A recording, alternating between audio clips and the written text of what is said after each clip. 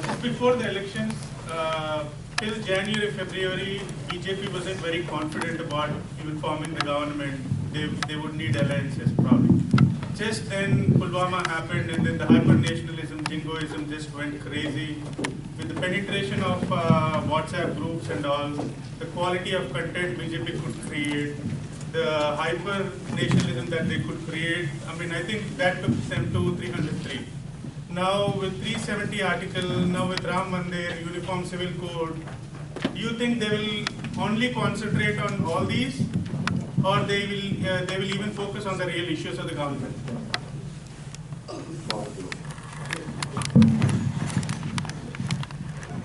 I would urge you not to worry about who is in power. There's hardly any difference. No, I used to tell Mrs. Sonia Gandhi, this is about maybe 15, 14 years ago, Mrs. Gandhi, there is no difference between Congress and BJP. There is none.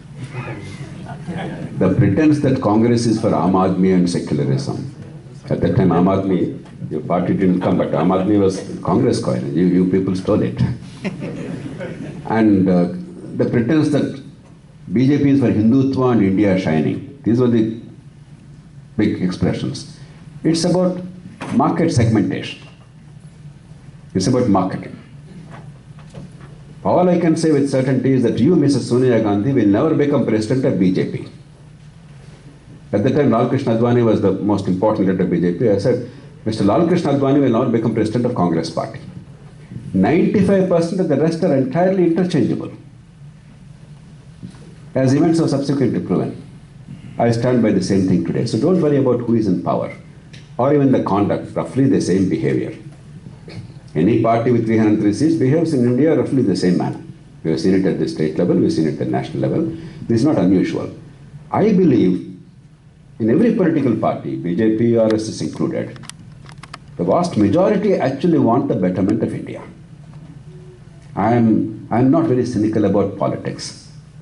I know probably more than most people the rot in political process, and I know, and I have coined this expression that politicians are not villains, they are victims of a vicious cycle. It's a complex process. I tried to explain a bit of that vicious cycle today, but that's not the discussion, so I didn't go into details. So I don't agree with the notion that somebody is fundamentally villainous or evil. This party is good, that party is bad. They are all in political competition. You see it in America, even in advanced countries, you see all kinds of things happening. In a country like India, with our level of political and social development, it's going to be much harder. But at the same time, they also want to do the right things. Otherwise, India would not have achieved the things that we have achieved. So I believe the best bet for India is whoever is in power at the states at the national level or union territories like Delhi, does not matter. We see how best we can create an argument. We can push them by public pressure, collective informed assertion together, and by building an argument which is politically beneficial to them and good for the country at the same time. Swami Karyam, Swakaryam. If a piddly JP or Loksatta or FDR could achieve 3 constitutional amendments and several laws and some significant policy changes, not because of any power, it's the power of persuasion, power of truth, power of perseverance. This is the only instrument we have. If we have more instruments, I would be delighted. But whatever instrument we have, my appeal is election, the ballot boxes or ballot, what do you call them, EVMs or whatever, that part is over, it's over. If we carry that forever, I don't think it's going to be healthy for us as a country. We're going to damage ourselves very badly. It applies to the United States, but that's not my business. It certainly applies to India. Therefore, the way I look at it is, I'm sure Mr. Narendra Modi wants the good of India. I have no doubt about it. And I'm sure that he also sees the political benefit of promoting the good of India in the long term. A Pulwama may help on one occasion, some other emotion may help on another occasion, but in the long term, you cannot have durable success unless there is truly durable success for India itself. And that durable success of India will not come unless you do the real things like decentralization, focus on quality of education, instead of pretending that just because Satya Nadella is there from India, our Indian education is fantastic. Just because our IITs are there, we are superlative. Prithvi mentioned, 50% of kids in many of the states today, the surveys show between 14 and 18, cannot read the time. I don't want to say many of these things because they will depress you. That's not my intention. 50% of kids between 14 and 18, they cannot look at a watch and read the time. For instance, now the watch shows 1 hour, 17 minutes. Many people could say 1 hour. 1 hour, 17 minutes, 50% in many states. Some states, 30, 40% kids between 14 and 18 are not able to give the time. Hard reality. So what are we talking about? Who is in power, who is out of power? How does it matter? I can say a lot more, but I don't want to. My intention is not to depress you. It is to collectively try and find a direction, a meaningful direction. So my appeal is that. You are infecting us with positivism and optimism. We greatly appreciate your tenacity and and your ideology. Please raise your hands so that I know who. Sorry. I raised myself. So, yeah, we greatly appreciate, sir, and I know that you have talked about, you touched upon all the points, that would truly bring out the meaning of development. That we greatly appreciate that the true measures of development or economic development would be health and education and happiness. That could be little vague in nature. We unequivocally support your views, your radical thinking on how to activate each of the minds towards the betterment of better India, right? But I also see a point here, right? When you were fighting about rubella antivirus, it took 19 years for you to get succeeded there. But it took 15 minutes for you to have a bill that passed. It clearly says the masses, and also you touched upon the point that the telecom revolution that has come in within 1 year, the kind of the thing. I remember the words of George Bernard Shaw. He said, the science that invents a solution to a problem, it creates 10 other. I would be surprised if it is only 10, it would be more than that. That is why, they are getting flourished all the way. So our point is the education of the democracy that you talked about it, to establish that common sense. That commonness could be established only when people implement the decentralism, right? At atomic level, the people should be having a common view at their level, and they can establish that commonality at the centralized level, which has become a challenge now, right? Well, you also brought about a great point about the mayors of cities. Question. It is not just a question. I'm just reflecting on what he said, and after that, it would, translate into a question at some Just point in the in time. interest of the time, if you want to get it. Let me know, sir. If it is not interest of anyone, I can just drop this one. Time. Go ahead. Yeah. No, it is good. You touched upon so multitude of points, right?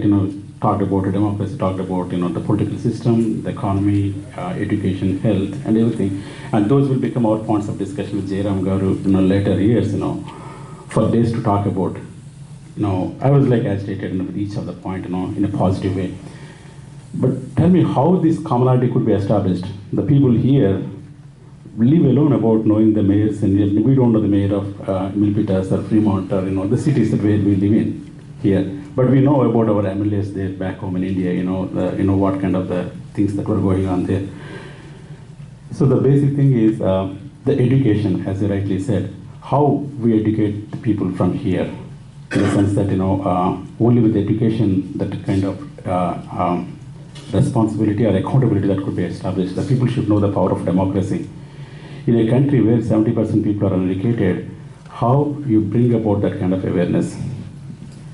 My appeal is, we have created a platform, already Kalyan mentioned it, tiny URL / support FDR. Then you will get various verticals. You decide which of them you feel more excited about. Then we can create a community, A, to look at the big changes required in India's context in each state, some at state level, some at national level. B, to provide local support to many of the initiatives that are already happening. For instance, many people in Seattle briefed me about the wonderful work that is happening in many places, and it's our duty to connect the dots and help each other to help others. And to raise voice appropriately. I'll give you an example. The Telangana government recently enacted a law. It's not a perfect legislation, but I'm quite impressed with that because they genuinely tried to look at the municipalities.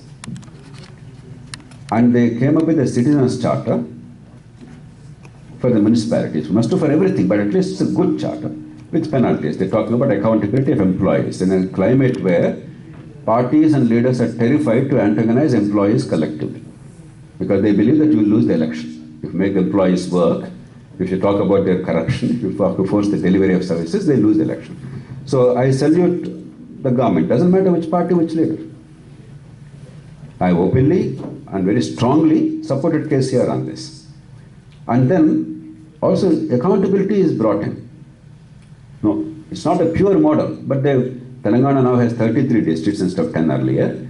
District magistrate has a small jurisdiction, therefore they made the district magistrate himself an ombudsman kind of a thing locally. So together it has tremendous potential. Now unless we all say this must happen and this is the right thing, why will the government do the right thing? If they only get the flack all the time, where is the incentive to do the right thing? If APO is doing something right in any sector, if we don't stand up and say this is the right thing, what is the incentive to do the right thing?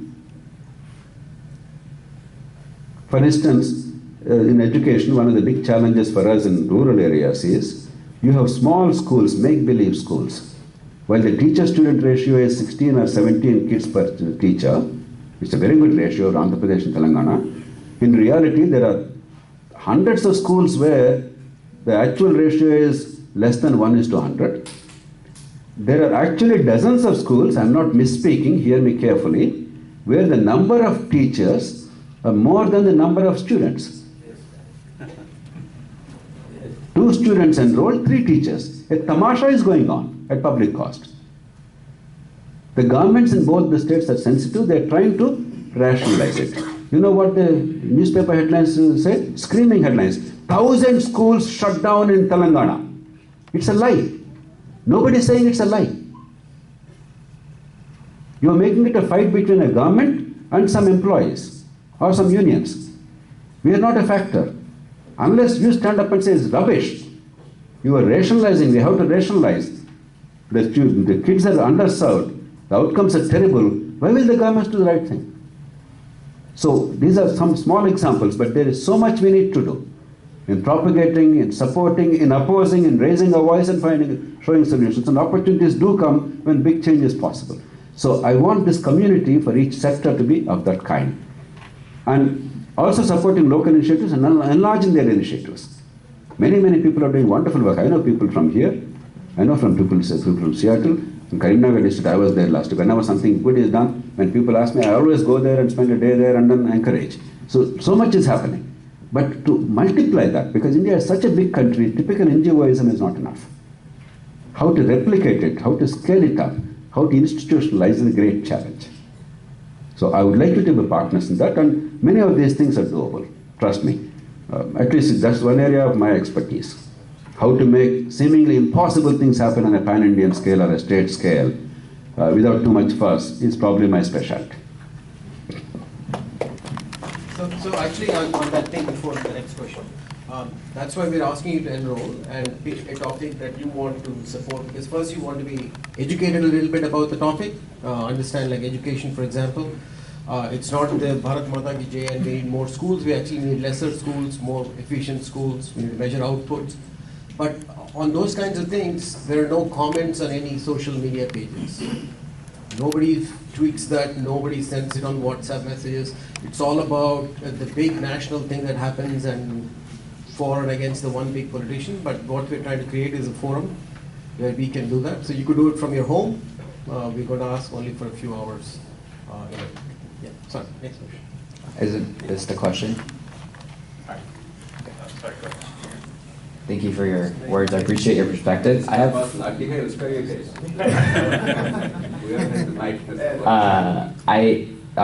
To respect your time, I'm just going to ask all my questions, and you can choose which ones you want to answer. There, because I have 4 questions on all the things that you touched. Question number 1: you talked about Indians in America and how they should have a perspective in Indians in India. However, there is a notion of why do I have any right to think and feel for something that's going on in India when I don't have the perspective that's going on there. So to what level do you think Indian Americans, such as myself, perspective is valuable in politics in India or in the workings of India? Question 2, you touched on technology and the growth of technology in India. With that comes a lot of negativity, and it's affecting on a global scale with fake news, both in the United States and propaganda from other countries that's affecting policy decision making on a global scale. How do you combat that, and what's the best way to think about it on a holistic level that touches on the individual notion of identity, on like what is technology and what is the technology association with the human being? Question number 3, you talked about how it took you 19 years to get the vaccination stuff approved. This is more personal. How do you deal with that when it's like so immensely frustrating when you know this is right and people are just not listening to you? 10 years in, what was your motivation? 15 years in, what was your motivation? How do you keep up in that scenario? And then question number 4, specifically on the decentralization of power. United States was built on decentralization of power, but there are things that centralization had to do. For example, segregation. If it wasn't for a federal mandate that says schools have to be desegregated, we would still have neighborhoods that would be black only or white only or whatever, and kind of built into affluence. So there is a balance of federal versus central. How do you tackle that? Great questions, and be very brief, one sentence each. Overseas Indians. Let me give one example. Economic reform. We believed in the orthodoxy of government controlling, socialism, public sector, commanding heights, all the bull. You guys came to these countries. You have seen how the market actually works. You told us, look, what you're saying doesn't work, and you have all scarcity and poverty. Here we see plenty and opportunity. Slowly but steadily, as people are more and more exposed to what's happening, our minds are made up. When the opportunity came, 1991 crisis, oftentimes big change happens through crisis. But see the way 180-degree turn was possible with the least amount of dislocation in the world's poorest country and a loud and noisy democracy. Have you realized from 91 to 96 how seamlessly, how efficiently, how quietly and effectively we could transform? Because your voice mattered. Global exposure mattered. I'm not saying you'll come and do marpeat on the streets of India. There is a quiet revolution taking place every day in our minds as we discuss, debate, and see the best practices and the great successes adopting certain practices. Technology downside. There is a saying, God, give me the courage to do the things that I can, to change the things that I can, the serenity to accept the things that I cannot change, and the wisdom to know the difference. I don't think anybody in the world understands what to do with the downside of technology, particularly social media, etc. We're all grappling with that. Let's count our blessings and do what we can instead of philosophizing too much. As individuals and intelligent human beings, we may philosophize. But at this point in time, I have no honest answer. And generally speaking, if I don't have an answer, I shut up. Third, dealing with delays. Mahatma Gandhi said it beautifully. Surprisingly, Machiavelli said it long back. Machiavelli is the wrong man to quote, but there are some things very useful. Machiavelli said, I'm paraphrasing him, I don't remember the exact words. Anyway, not in English, he said. Machiavelli said, a reformer's task is the most difficult one. Because he, in those days, pardon my gender insensitivity, but for a long time in the world, everything is he. The she is inconsequential, sadly. Therefore, all the language is about he. He enjoys the very lukewarm, weak support of the multitudes who do not always understand what is at stake. They have a vague notion of something good, and therefore they vaguely believe JP is right, Prithvi is right, Arvind is right, but that's about it. There's no deep feeling and passion. But they encounter fierce resistance from the few, powerful few who know what is at stake. It's always a very tough thing, world over. It's not new. Mahatma Gandhi said, reformer must therefore have infinite patience. So A, you must imbibe that quality. B, you must have a sense of history. And C, at the end of the day, it's not about ideas and intellect. It's about human lives.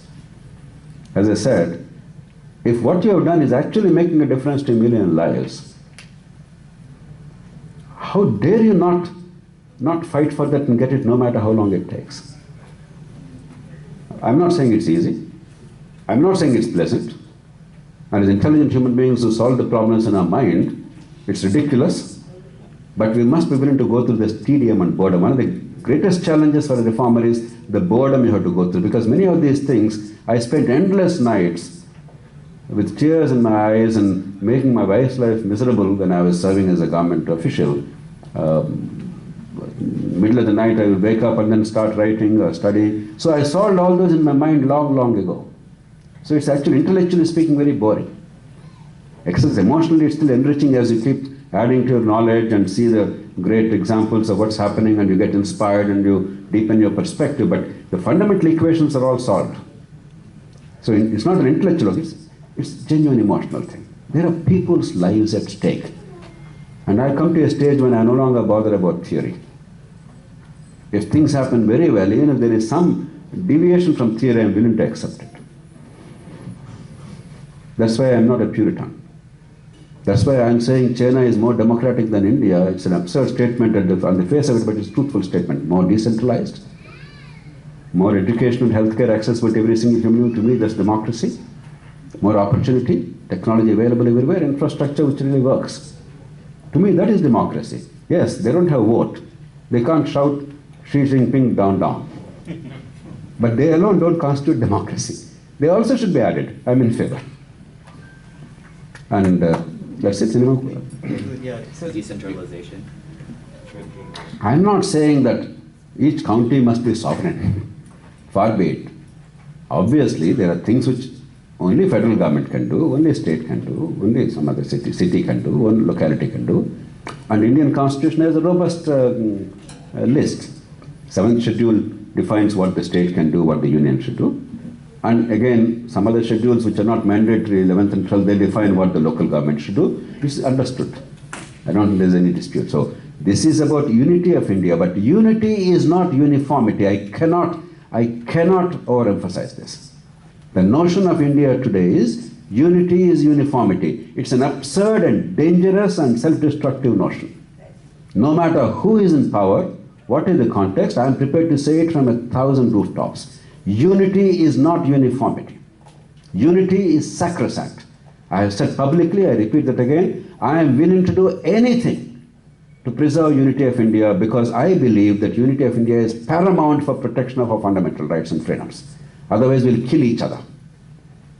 Take one Andhra, Telangana division of a state, which is a minor issue, it makes no difference to anybody's life. See the amount of strife. That is what we are. It will take another 200 years for us to transcend these things. Therefore, unity of India to me is absolutely paramount. For a very fundamental democratic reason, not Bharat Mata reason. But it does not mean uniformity. We are confusing unity with uniformity and messing up our lives. On that first one, we'll go on this side. Yeah, actually, some people who wanted to ask questions, they lined up here.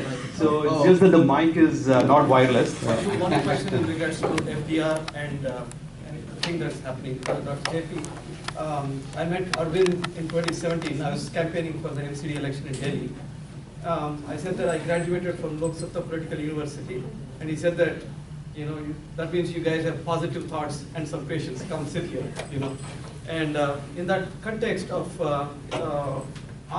working with thousands of NGOs, that's one government that is working with thousands of NGOs. I personally witnessed it. And now FDR is in the centrifugal force of the various different verticals that you mentioned right now. FDR working with different sectors of art and the work that they are doing. How can we work together and make this happen? And if you meet it is self-evident. It's total. There cannot be two opinions about that. I applaud Arvind and AAP for involving the community. Quite a few of these volunteers, they keep coming and reporting to me. I feel very excited about it. And also you must remember that Delhi has a unique advantage. Unfortunately for India, Delhi not only was a political capital, eventually it became the economic capital of India. It's no longer Mumbai. It's become the intellectual capital of India. Unfortunately, because nothing much is spread around. Everything has become centralized. But the advantage to Delhi is, therefore, they can bank upon a body of volunteers of very high quality. That's why Delhi has the best leadership available, new leadership available. Other cities, Bangalore is one of the better ones, but Bangalore doesn't have enough people of quality. These are unpleasant things, but we haven't built enough people in our country. But Delhi has the unique advantage. They've cornered everything of the country. And AAP is smartly utilizing that talent.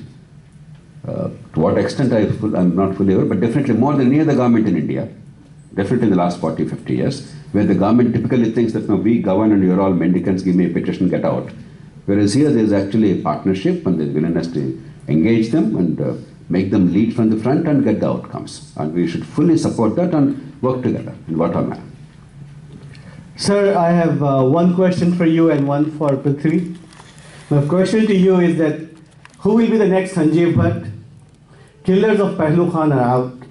What do you say about the Indian judiciary system? Next question for Prithvi is, when all India has supported AAP with their money and time, why are you still in the box of Delhi with so-called chamchas around and you guys are not spreading? You guys are not going, you have not traveled to Andhra, Arvind has not gone to any place else, is just in the box of Delhi and all the same story. People of Delhi, this, that, we all know it. And the question which matters me the most is that when people, like 100 people are killing one person, another 1,000 are watching. What do you think? This cannot happen in America. If somebody hits someone, 10 will come and stop it. But in our country, India, it's happening in every state, every city. What should be done to change this? Thank you. So I know a lot of you have burning questions, but please keep it one question per person because in the interest of the time. Thank you. Sure. JP Garu has allowed me to answer this question. So firstly, with regard to what is happening in our country with mob violence, what you've been seeing is extremely disturbing. And unfortunately, it's all happening because of very limited small political gains. I think, moment you bring a narrative saying that khichdi is the national dish and there is a debate whether you need to have I find it ridiculous. In Karnataka, if you go from Bangalore, Mysore, Mangalore, Dharwad, you will find a difference in the chutney and the sambar. And I'm saying, like JP Garu said, unity and uniformity is something that's very different.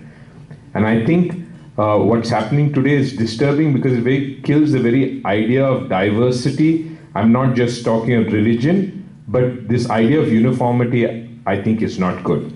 As far as why India has not embraced AAP or why AAP has not grown the way we would have expected it to, let me say that we are a very young party, and incidentally, we are the fastest growing party in the country. However, it's a very large country, and actually, I think the world and India is actually watching very closely the upcoming elections in Delhi, because it's actually going to say, can elections be fought and won on issues like education, healthcare, water, electricity, these very basic needs.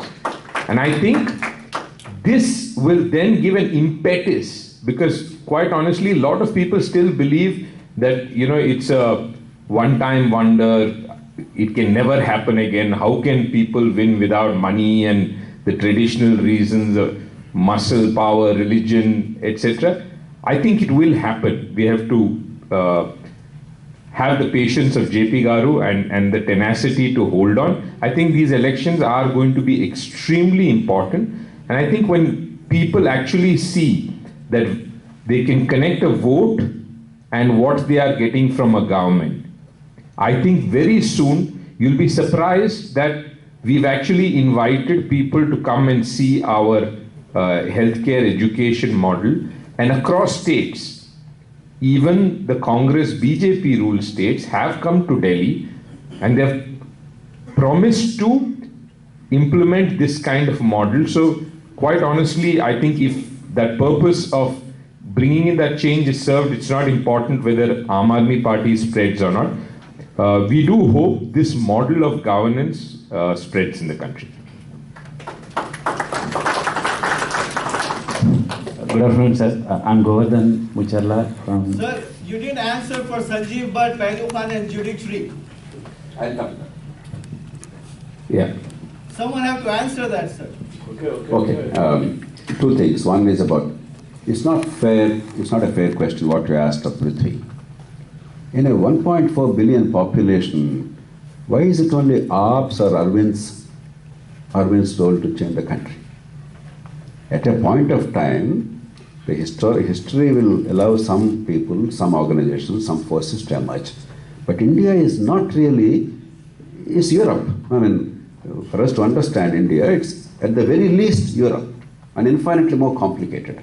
Unless there are multiple efforts and multiple points, but with a broad common understanding and collective combined help with each other, I don't think India can be transformed. It's not going to happen in one day. It's easy for us to say Arvind has not done enough. It's easy to say JP has not done enough. It's easy for us to say Modi has not done enough. But I think we are missing the point. A Prime Minister of Modi's stature also cannot do much. Because he does not dare to say this, he may say, look, I will transform tomorrow, and hoping that tomorrow another thing will come, somehow, we'll forget it. No. It is us, it is institutions. And the role of the leader is in creating an institutional framework in which each of us behaves a little differently and for the betterment of everybody, collectively.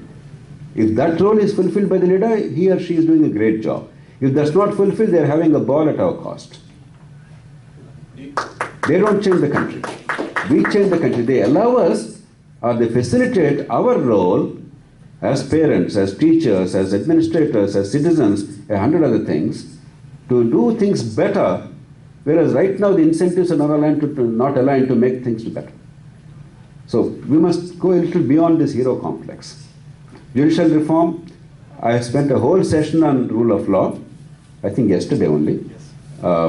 I would urge Srikanth to pass on the details to you. We'll discuss it in detail. But there's a whole agenda. For instance, the 99th Amendment that I engineered is essentially about appointment of judges in superior courts. Unfortunately, the Supreme Court, in an act of rashness and short-termism, and also self-serving order, I'm one of the few in India who says this publicly. As of now, the court has never really protested.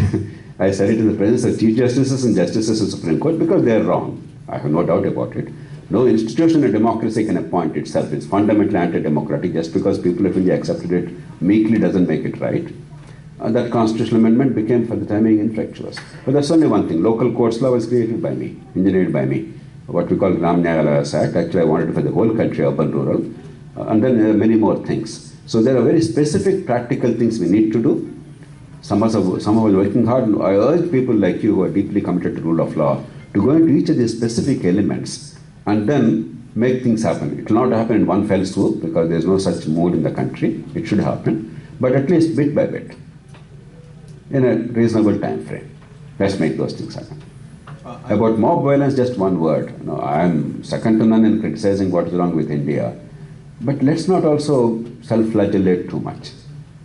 Despite everything, abject poverty, third-rate policing, no rule of law, and 100 other problems, India is still one of the most peaceful and relatively harmonious countries. Largely because of society. Our society is incredibly strong. Yes, there are problems of caste and other things, but do not underestimate our strengths. That's why there's so much hope. If only those who are in charge of the country's destiny at the state and local and national level, if they do the right things, India will change much easier, much faster. See the problems you are having in the United States about a simple, very, very small thing like gun control. India is, in some ways, I dare say, Indian society is in some ways far more practical. We never make some esoteric rights undermine our lives. We have a sense of balance which is inherent. So let's not self-flagellate too much also. Let's be aware of our warts. Let's also be aware of our strengths and have optimism and confidence. Actually, I wanted to, the story I wanted to introduce was the Finland discussion we had a few days ago. We were talking about Aam Aadmi or JP being solely responsible for making change, and we just heard from Professor in Princeton. Yeah, a 4 million strong country. 4 million, smaller than a district I held 33 years ago. 4 million. You know what they decided? They cannot handle education from the central level for a 4 million population. They cannot handle healthcare from a central level. They transfer those powers to local governments. 4 million population. One of the wealthiest countries on earth, one of the most civilized countries on earth, standing consistently number 1, number 2 in PISA rankings in education. They had the good sense and wisdom to realize there is no super leader for 4 million people. We have the arrogance and ignorance to believe there are super leaders for 50 lakh people, for 5 crore people, for 150 crore people. What tamasha hai? Hello. Hello, sir. I'm Govardhan. We run an NGO in India, Karimnagar, actually. So you were the chief guest for our last event in 2018 December, right? So our focus is on government schools. We mostly serve to them by conducting an exam and like promoting them, sponsoring them for their +2. Govardhan, yes, yeah. So how do we scale? So that's one question. Second is like, so what more we can do actually? We didn't have time to discuss. Govardhan, what you're doing is fantastic. I salute you. Because what Indian education requires is not infrastructure. That anyway government should do and must improve. There's no end to that. Real thing is how to improve the quality, how to generate a mood and a climate and make the parents and the teachers and the kids understand what is real education. That is the heart of the reform. And Govardhan and his colleagues are doing that. I'm so thrilled. That's why I spent a day visiting Karimnagar, that village, I forget the name. Choppadandi. And then it was a very happy environment. I urge you to do things of that kind. And I'm happy to tell you that we are now creating a platform on a much larger scale, an independent testing board or whatever name we call it. And I'm inviting participation of everybody from corporates to overseas Indians to others, so that this practice becomes institutionalized. We should not measure our kids' performance on the basis of examinations which are soulless, rote-based, and corrupt. Massive copying in India. I don't know if you're aware, school education in Andhra Pradesh, Telangana, and states like UP or many other states, I'm told, rampant mass copying in schools. There's no district in Andhra Pradesh, Telangana where the percentage of pass in 10th class is less than 98%. And 50% kids don't know how to read time. So it must be honest testing, but also sensible testing, not rote learning. So we're creating a platform, and I'm encouraged to learn that some states like Haryana, for instance, I'm very, very pleased, pleasantly surprised. They have now started across the board measurement of outcomes starting with primary schools. There seems to be genuine commitment, both political and administrative, and I think we should applaud that. Anything good happens anywhere that's replicable, we must stand by that and say, Jindabad, let's make it happen. So, and there are many other things, we'll take it forward. Actually, we're launching many of these initiatives. I would like you to look at these things, and wherever you feel it's worthwhile, there are many ways by which we can all collaborate, we'll do that. JP, namaskaram. I'll try to make it quick. I'm from Andhra, and with the recent politics and the elections and the travesty of elections that you've seen, it's become a dangerous model where the local representatives who are running for the elections, they're crowdsourcing the funding. They're reaching out to everybody, they're asking for funds from relatives, businessmen, everybody they know. And they're roping in people into the vicious system itself. They're making them participatory not in democracy, but in the corrupt system. And it's become to the extent that people are stuck between two things, right? One is, why should I care?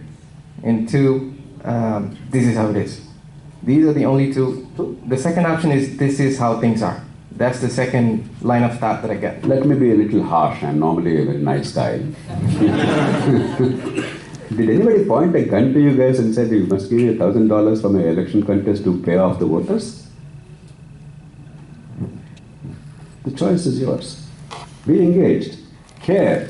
Not for who the hell is elected. It's inconsequential. Don't say you have consequences. Pardon? If you don't pay, you have a shop in the market, you have consequences. No. While Yes, sir. I hear you, things are not that bad. We are not such an anarchic banana republic yet. We may become one day. I don't know. I hope not. But I don't buy the argument that if I don't pay for political purposes, corruption, bribes, etc., extortion, corruption is a different thing.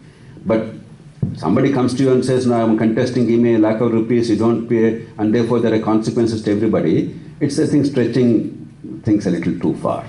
I don't buy that. I'm not saying everything is honky-dory, but I'm saying that you must be engaged, you must care, but not who gets elected. If I may disagree a little bit. So on the extreme end of it, on the ground reality, forget about Delhi, forget about Hyderabad, forget about Guntur, everything. Local municipality, decentralization of power. So if we need to get anything done right in front of our house, right in the street that we live in, it's not going to happen via the legitimate ways. I hear you. For only in order to save time, I understand what you're saying. It's a very good question. I have been consistently arguing, one of the few in India who has the gumption to argue this. Normally we moralize it and say paying a bribe is a sin, it's a crime, we're all Indians are corrupt, all this is rubbish. There are two forms of corruption we must clearly distinguish. One is collusive form of corruption where the bribe giver is benefiting at the cost of society out of turn. That is immoral, corrupt, must be punished, resisted, fought. Take that out. The other is extortionary corruption. You are forced to pay, not to get anything out of turn, but to get what is due to you, and without paying that, the loss you sustain or the delay is so costly you cannot afford it. It's not a moral issue, it's a practical issue. There are two responses from me. If you're doing business or something, you're not doing anything wrong, in the short term, it's not your duty to fight and lose your business and then be a hero. It's my duty, it's Prithvi's duty, it's Arvind's duty, other people's duty who decided that they would devote their time and energy to change India, to create a framework in which services are delivered without a bribe. Your duty is do whatever it takes to first survive as a business, as long as you're not hurting the public cause. Don't moralize it. Take it as a cost of business, move on. Tell people like me the stories and egg us on to make things happen. That's why, you remember, I praised KCR sky high when Citizens Charter came up. What is Citizens Charter? Exactly to address this. A time-bound, predictable delivery with a penalty attached for non-delivery. That is one mechanism. What did Indian Parliament do? Across the parties, I'm ashamed to say, unanimously, they enacted a stupid law in which they said, if you pay 100 rupees to get this done, you're not getting any out-of-turn favor, you are a terrible criminal, you will be punished for up to 7 years jail, that is the law today, a mandatory minimum, which we borrowed from America, by the way, we never had mandatory minimums in India, of 3 years, and to top it all, that's the punchline, the fellow who takes a bribe from you cannot even be investigated without prior consent of the government. This is the law. I'm not misspeaking. I'm speaking on record.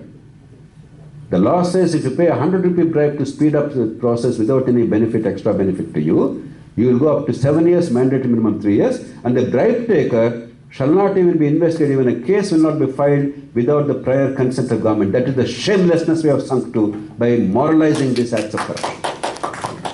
Tragically, no political party, I reached out to the Prime Minister, I reached out to the Law Minister, met him personally, I wrote to everybody in government, I wrote to the opposition. I told them, at least as opposition you fight because you get political brownie points. See the absurdity of it.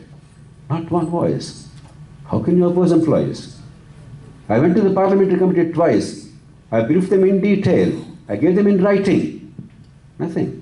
Media, I went to national media, live television. The fellows who were discussing, debating all these fantastic things like what khichdi dish or some other thing. Day in and day out, badgering us. Several times on live television. Couldn't care less. I am ashamed.